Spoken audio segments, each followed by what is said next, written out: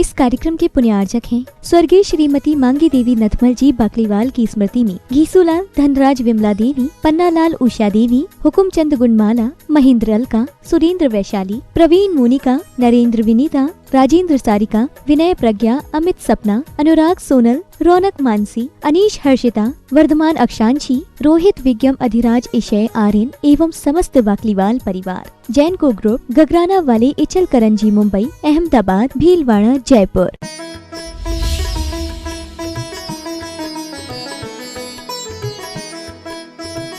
अगली गाथा है कल्याण आलोचना की। पढ़ रहा हूं, सभी जन मिलान करें। कंद फल मूल बिया, सचित रयनीय भोयना हारा। अन्ना ने जे बिकया, मिच्छा में दुक्कडम हुज्ज। कंद फल मूल बिया, सचित रयनीय भोयना हारा। अन्ना ने जे भी कया, मिच्छा में दुक्कडम हुज्ज। संस्कृत छाया देखो। कंद फल मूल बीजानी, सचित रजनी भोजना हारा। अज्ञाने ने ये पिकृता, मिथ्या में दुष्कृतम भवतु। एक एक शब्द का अर्थ लगाएं। कंद फल, कंद फल जमीन के अंदर रहने वाले फल आदि आदि जो फल हों या सब्जियां हों। कंद फल जमीन के अंदर रहने वाले फल। मूल बिया, मूल जड़ें और बीज। जड़ों और बीज में अंतर होता है, बीजों से जड़ें तैयार होती हैं। मूल बिया, मूल बीज। सचित, सचित वस्तु, सचित पदार्थ। और रैनीय, रात्रि में भोजनाहारा, भोजन खाया हो, किया हो, रात्रि में भोजन किया हो। अन्ना ने, अजानकारी अज्ञात भाव में भी। अन्ना ने अज्ञानता में, अजानकारी अज्ञात भाव में भी। जे भी कया, जो कुछ किया हो वह सब। मैं दुक्कडम मिच्छा हुज्जो, मेरे पाप मिथ्या होवे, मेरे पाप मिथ्या होवे, मेरे पाप मिथ्या होवे। मादक पदार्थ का मतलब है जिन पदार्थों के ग्रहण करने से नशीलापन आता है, नशे की स्थिति बनती है, वो मादक पदार्थ कहलाते हैं। नशे के जितने भी साधन हैं, हाँ, आइटम जितने भी हैं, वो सब मादक पदार्थों में आते हैं। बड़े बड़े मादक पदार्थों की चर्चा तो होती है, छोटी छोटी चीजें भी मादक पदार्थ में आ जाती हैं। शराब मध्य में आता है, मादक पदार्थ है। अनेक तरह की शराबें सब उसमें आ जाती हैं। और फिर इसमें हीरोइन, क्या क्या नाम आते हैं, ड्रग्स, ये वो सब मुझे नाम ही नहीं मालूम क्या क्या है, हमारा परिचय भी नहीं है। लेकिन ये सब नशीले पदार्थ, सब मादक पदार्थ माने जाते हैं। बल्कि तम्बाकू भी मादक पदार्थ में आती है, बीड़ी सिगरेट भी उसी में आ जाते हैं। सूखी तम्बाकू भी यदि कोई खाता है तो वो भी नशीले पदार्थ में आती है। और पाउच के रूप में जितनी भी तम्बाकूएं चल रही हैं, ये सब मादक पदार्थ में आते हैं। फिर दूसरी बात, इसमें केमिकल्स मिला करके और डाले जाते हैं, जिसमें गंध आती है, जिसमें टेस्ट बढ़ता है। और इनको खाने का व्यक्ति इतना आदी हो जाता है, आदी हो जाता कि उसको भोजन ना मिले तो चलता है, लेकिन उसको तंबाकू के पाउच चाहिए। कोरोना काल में तो स्थिति ये बनी कि आदमी को सब्जी ना मिले, रोटी ना मिले तो चलेगा, पाउच चाहिए, पाउच चाहिए। और गुटखे के पाउच लेने में 2 गुना, 10 गुना, 50 गुना ज्यादा पैसा भी ले रहे हो तो ले लो, जल्दी दे दो, जल्दी दे दो, जल्दी दे दो। ऐसा हुआ है। ये सब नशे हैं, नशे। चाय भी एक तरह की नशे में आती है। और इसकी लत ऐसी पड़े, उसमें कैफीन नाम का पदार्थ मिला रहता है चाय में, तो उसमें ये होता कि उसको समय पर वो चाहिए ही चाहिए। कई लोग कहते हैं हम भोजन ना करें तो चलता है, चाय ना मिले तो सिर दर्द होता है। कोई कहते हैं कि बीड़ी ना पिए, सिगरेट ना पिए, चाय ना पिए तो हमारा पेट साफ ही नहीं होता। बताओ, ये आदत भी बना ली उन्होंने।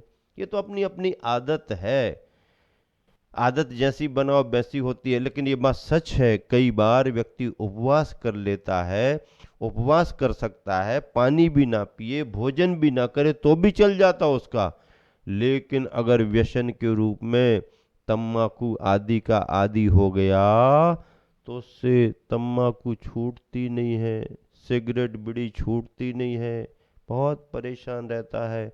और ये केमिकल वाली तम्बाकुएं तो ऐसी हैं कि धीरे धीरे दांत कैसे हो जाते हैं देखो, ओंठ गाल कैसे हो जाते देखो, गलने लगते हैं, मुंह भी ऐसा भरे भरे तम्बाकू के कारण छोटा सा चिपकने लगता है, रोटी ग्रास पूरा जाता नहीं है और ऐसा ऐसा दिन भर भरे रहता है।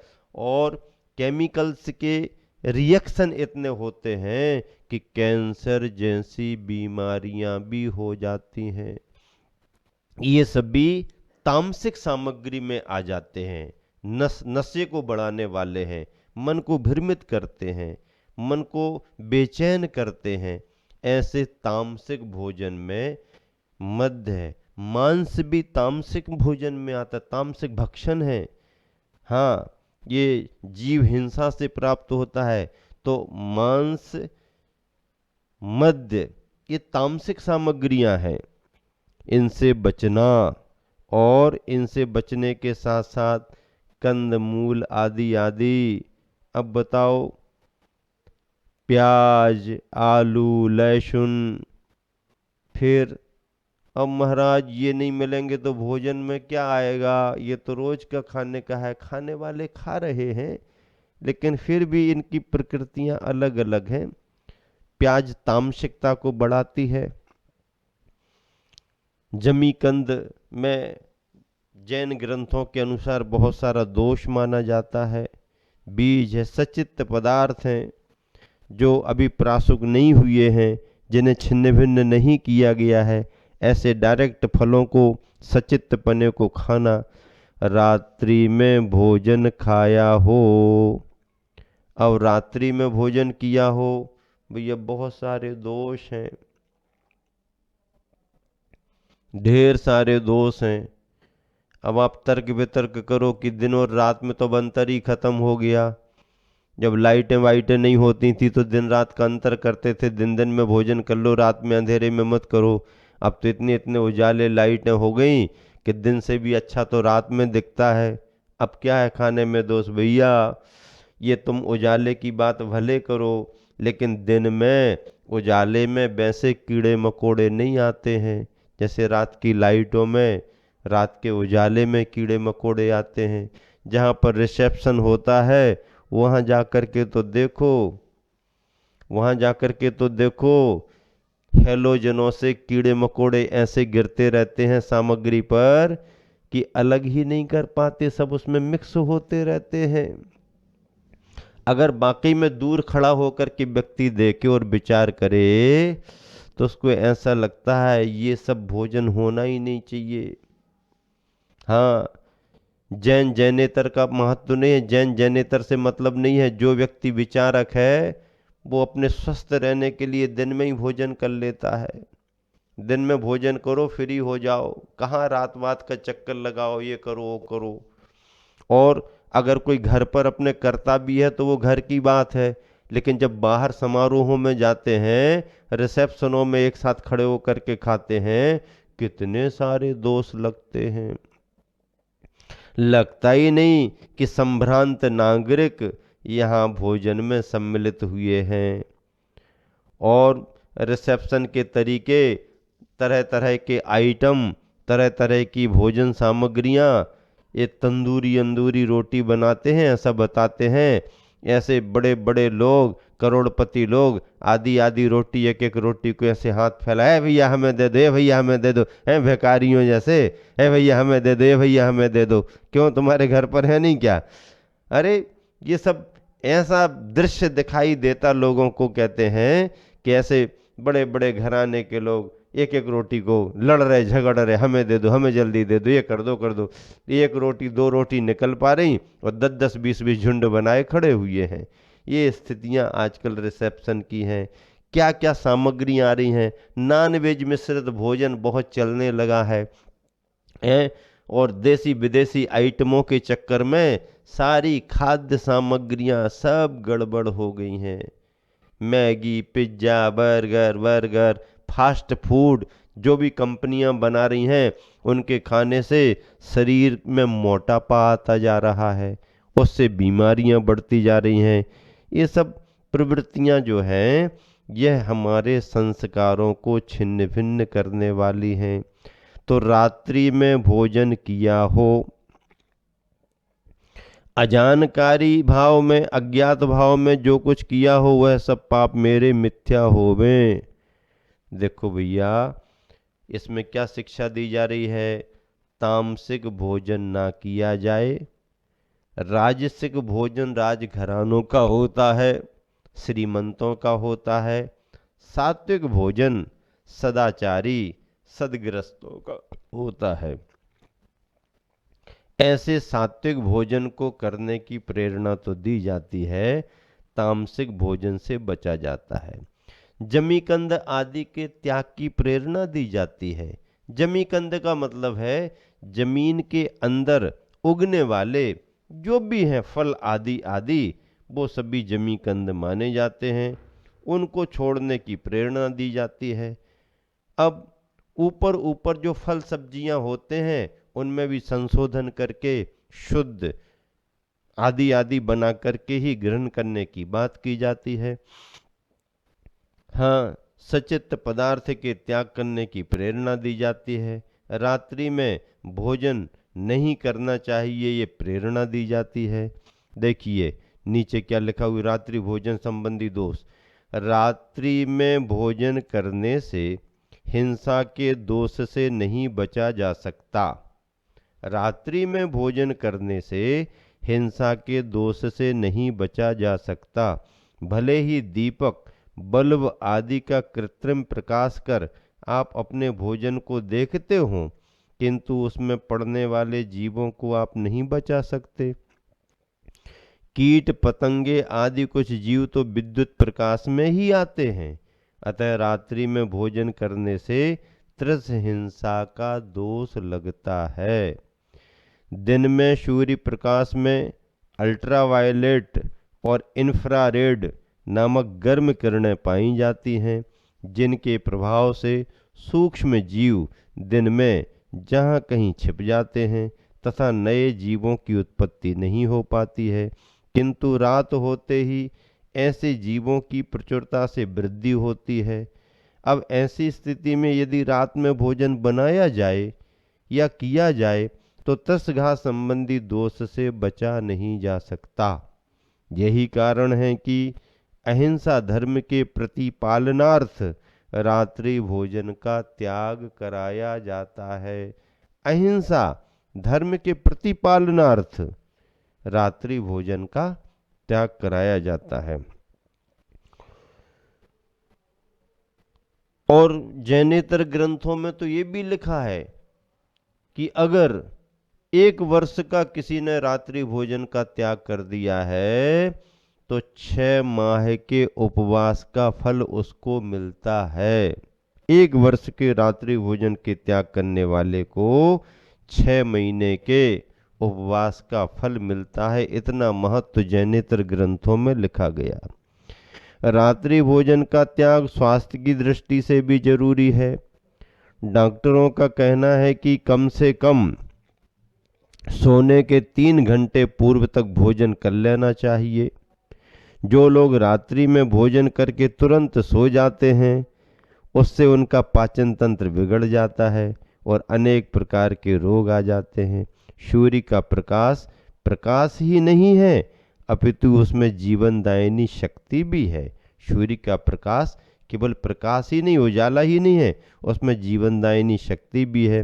सूर्य प्रकाश पाकर जैसे कमल खिल जाते हैं, अस्त होते ही सिकुड़ जाते हैं, ठीक वैसे ही सूर्य प्रकाश पाकर हमारा पाचन तंत्र खिले कमल की तरह ठीक काम करता है। किंतु अस्त होते ही पाचन तंत्र की गतिविधि मंद पड़ जाती है, जिससे अनेक शारीरिक रोगों को आश्रय मिलने लगता है। अतः उपर्युक्त इन्हीं कारणों से अहिंसक आचरण करने वाले करुणावान ग्रस्त जनों को रात्रि भोजन का त्याग कर देना चाहिए। ये रात्रि भोजन के त्याग की प्रेरणा है। अगर रात्रि भोजन का त्याग न किया हो तो श्रावक एक पश्चाताप कर रहा है और अपने दोष के मिथ्या होने की भावना भा रहा है। जैनियों के कुलाचार में भगवान का दर्शन करना, पानी छान करके पीना और रात्रि भोजन का त्याग करना ये कुलाचार माना जाता है। मुझे जयपुर का एक संदर्भ याद आ रहा है। अशोक लोहाड़िया जी, संभवतः अशोक लोहाड़िया जी किसी एक रिसेप्शन में गए हुए थे। उनका रात्रि भोजन का त्याग था, लेकिन व्यवहार के नाते वो गए थे, उन्होंने व्यवहार दिया, भोजन नहीं किया। भोजन करने वालों को देख करके घूम फिर करके वापस आ रहे थे।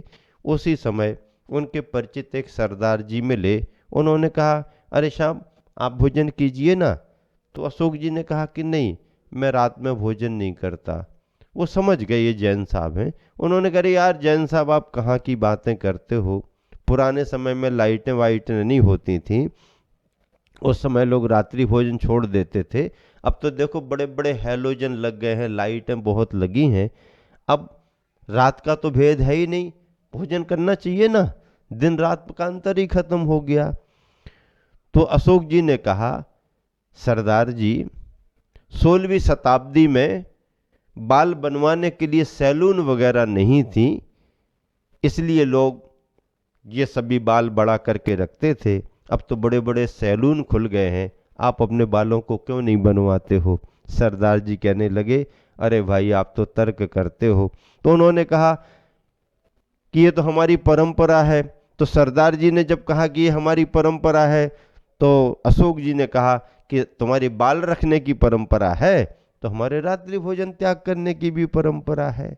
ऐसा करके उन्होंने अपनी बात को सिद्ध किया।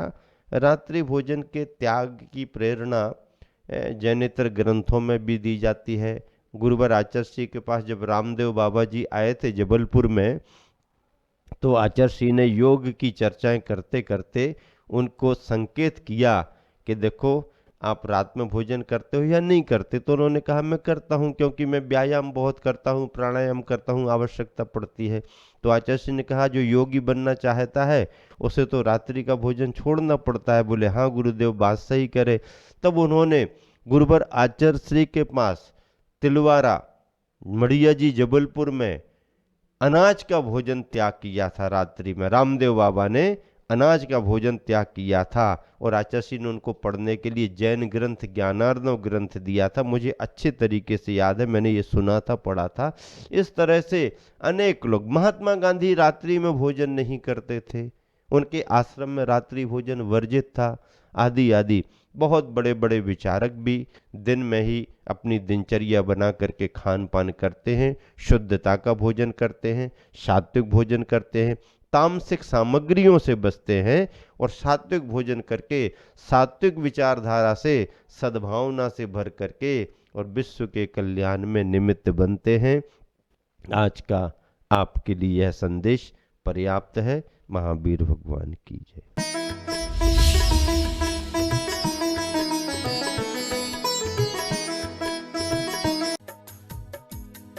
इस कार्यक्रम के पुण्यार्चक थे स्वर्गीय श्रीमती मांगी देवी नथमल जी बाकलीवाल की स्मृति में घीसूलाल धनराज विमला देवी, पन्नालाल उषा देवी, हुकुमचंद गुणमाला, महेंद्र अलका, सुरेंद्र वैशाली, प्रवीण मोनिका, नरेंद्र विनीता, राजेंद्र सारिका, विनय प्रज्ञा, अमित सपना, अनुराग सोनल, रौनक मानसी, अनीश हर्षिता, वर्धमान अक्षांशी, रोहित विज्ञम, अधिराज इशय, आर्यन एवं समस्त बाकलीवाल परिवार। जैन को ग्रुप, गगराना वाले, इचल करंजी, मुंबई, अहमदाबाद, भीलवाड़ा, जयपुर।